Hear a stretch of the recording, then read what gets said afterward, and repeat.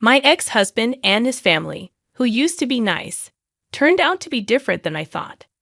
It all started when they learned I inherited money from my ancestors. Dealing with their changed behavior was tough, even though I knew that money could change people. This eventually led to our divorce, and now I have no connection with my in-laws. Apparently, their household is still chaotic. A few years ago, my aunt, who worked hard and invested wisely, passed away. Although I didn't pay much attention to her wealth initially, my mother once mentioned that my aunt had substantial assets. Despite her financial stability, my aunt was frugal. She cooked her own meals, shopped at regular supermarkets, and preferred quality over quantity when it came to clothing. I always admired and loved her values. Back in her time, it was common for men to work outside, while women took care of the home. Despite earning more than many men, my aunt faced criticism for breaking this norm. She was unmarried, without children, and lived life on her own terms. People saw her as different, but she didn't let it bother her. In fact, she had an attitude of let them say what they want and remained confident. One day, while we were casually sipping tea on the sofa, she surprised me by saying, "If something happens to me, I want you to inherit my estate." Startled by her sudden statement, I asked her to explain. She said, "I'm not married, and I don't have children. So who else should inherit my assets but someone who has faced belittlement and judgment from those around me? I don't want them getting my money. I still need to prepare the inheritance documents, but I want to clearly state that you are the heir," she said with a smile, but in a serious tone. When she shared this with me, I didn't question it and simply agreed. I thought, if that's what my aunt wanted, she had the right to decide. At that time, she was only in her 40s, and the actual day of inheritance seemed so distant, probably 30 or 40 years away. Being still in high school, I had little understanding of inheritance or estates. Honestly, I considered her statement as a joke. Years passed. I got married, had children, and got caught up in the business of life. It was during this time that my mother informed me about my aunt's declining health. Panicking, I rushed to the hospital where she was supposed to be admitted. On reaching there, my seemingly energetic aunt greeted me, dismissing the notion that she wasn't feeling well. She assured me it was just a routine checkup and that I shouldn't worry. Reassured by her usual smile, I thought everything was fine. However, unbeknownst to me, her health was deteriorating, and her frequent hospitalizations indicated the severity of her condition. Each time she was admitted, I'd bring my children along to visit. With each passing day, I noticed her cheeks hollowing, her arms and neck becoming thin, and her overall strength visibly diminishing. Despite her frailty, she always greeted me with a smile, portraying immense strength. It was the same smile I had known since childhood. I held on to hope for her recovery, but sadly, she eventually passed away. The funeral was an intimate gathering of close family, and I couldn't help but feel regret. I wished I had visited more frequently or adjusted our schedules to create more shared memories. I knew, though, that regretting it afterward was futile.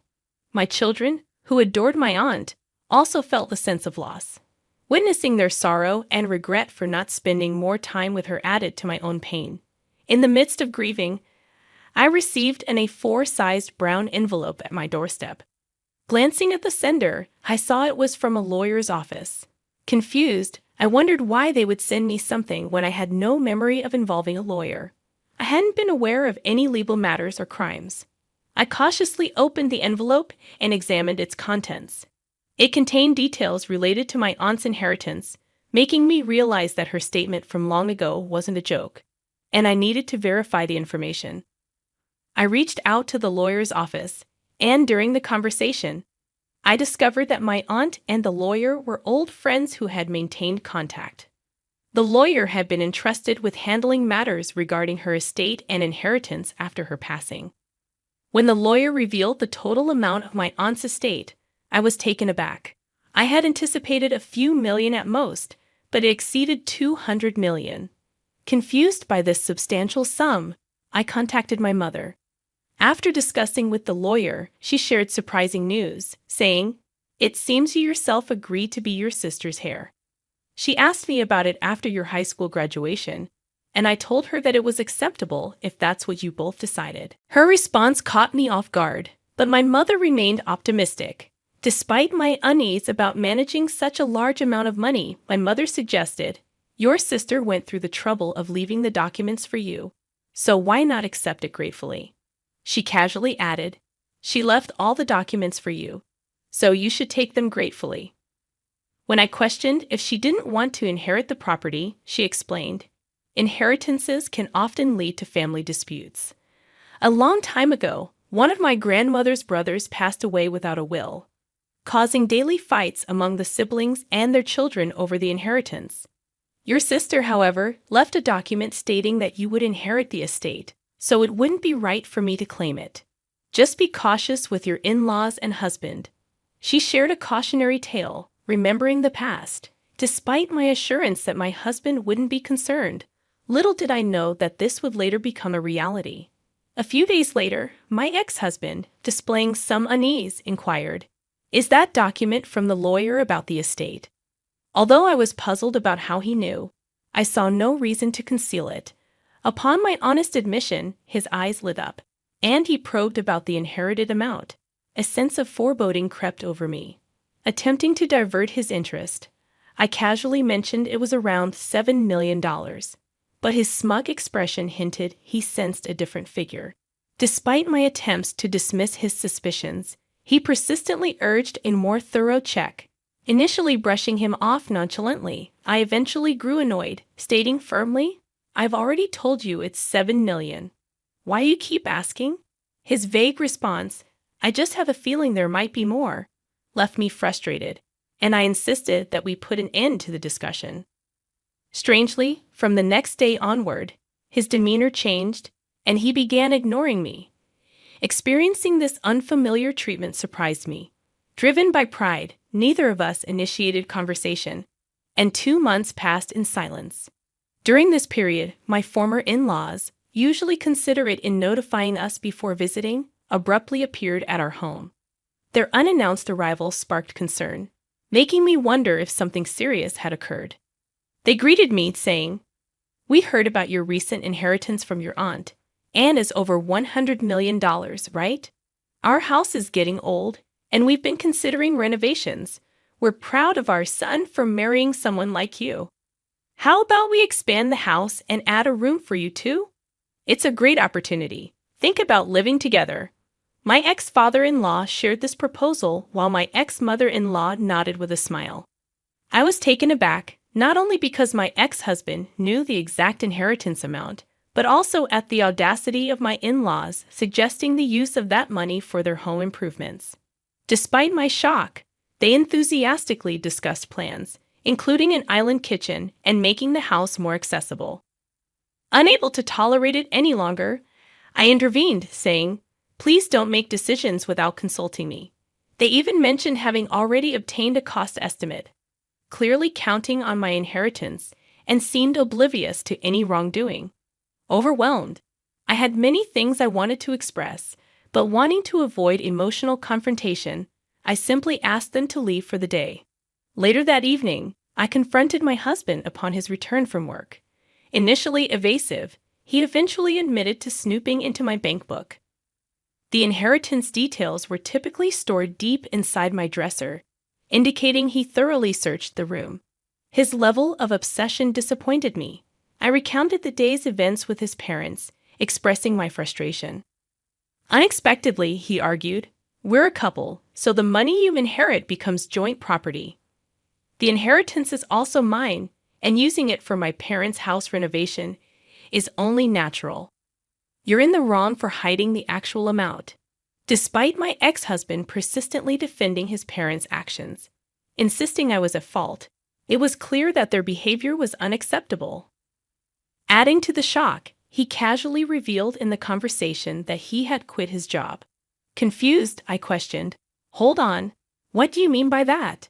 If we're so well off, can't I live without working? With financial comfort, why endure a stressful job? It's a waste of time. If we live off your money, we can have a stress-free and peaceful life enjoying our time. Renovating my parents' house would even boost your status as the son's wife. It's all beneficial. Why be so upset when there are only advantages? He expressed this with a frustrated look, leaving me feeling hopeless. While I expressed my willingness for the renovation, I clarified that I wasn't planning to fund it. This infuriated my ex-husband once again. The plans are already in motion. I remained indifferent, ignoring his continued ranting. The next day, he returned with his parents, complaining that the situation had changed. I retorted, "Changed? You made decisions without consulting me in the first place. Even if I had agreed, why would I fund it? This money isn't for renovating your parents' house, nor is it for supporting a son who quit his job without discussion. After all our kindness, and you, being wealthy yet so miserly, have some nerve." Disillusioned, I realized their true nature and informed them I had nothing more to discuss, asking them to leave. Upon hearing my straightforward reply, "I mean exactly what I said," my ex-husband began to panic. Inquiring if I was suggesting a divorce, I calmly informed him that we would discuss it with a lawyer and then ushered them away. Later, I packed my belongings and sought refuge in a business hotel.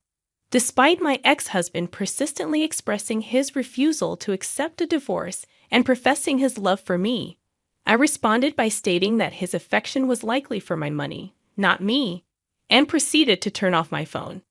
The following day, I visited my parents and shared the unfolding events. They were disappointed but not surprised. When asked about my future plans, I revealed my consideration of divorce. My mother advised me to stand firm, sensing his reluctance to let go. They also suggested investigating if he had committed other wrongdoings. Following their advice, I hired a detective agency, discovering his frequent visits to nightlife establishments for questionable reasons. This revelation solidified my determination to pursue a divorce. Seeking legal assistance from a knowledgeable divorce lawyer, I formally requested a divorce from my then-husband, who vehemently rejected the idea. Not only did he refuse, but he also demanded compensation and the division of assets if I wanted a divorce. When the lawyer clarified that the inheritance from my relatives did not qualify as marital assets and was not subject to property division, my ex-husband argued against it. The lawyer posed a scenario. If his parents were to pass away, would he willingly hand over the inherited assets to his wife, claiming it as family money? He fell silent in response. Despite further lectures on the unreasonableness of his actions, my ex-husband, with tears in his eyes, pleaded for me to cover the renovation costs. Naturally, that was not an option, and he appeared utterly dejected. Later, I learned that the renovation had already been completed, assuming I would foot the bill, as he had arranged it in his name. Furthermore, the detailed renovation unexpectedly surpassed a total of 7 million yen. It appeared that his reluctance to agree to a divorce was rooted in his inability to meet these payments. I consistently maintained that regardless of our marital status, there was no justification for me to fund the renovation of his parents' home. Despite my firm stance, he audaciously attempted to negotiate, proposing that I cover half of the costs. However, he abandoned this pursuit when my lawyer threatened to sue him for extortion. Yet, not entirely conceding defeat, my ex-husband's parents even appeared at my family's house. In the end, my father had to intervene physically. The confrontation escalated, resulting in damage to a potted plant at the entrance, prompting us to call the police. When the police arrived to hear our side of the story, they became violent and were subsequently arrested. Naturally, the entire neighborhood became aware of this incident, and the gossip continued even after their release. Considering these tumultuous events, I openly shared the story with some neighbors who enjoyed gossip. Consequently, the audacity of my ex-husband's family became widely known throughout the neighborhood. Eventually, we finalized the divorce. However, even after the legal separation, I continued to receive messages from him expressing love and a desire to start over. In response, I obtained a restraining order through my lawyer.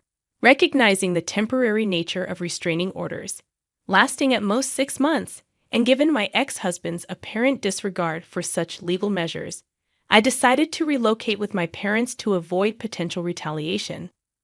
While I felt guilty about uprooting my parents from their familiar surroundings due to my circumstances, considering the various dangers and challenges we faced, moving seemed to be the only viable option.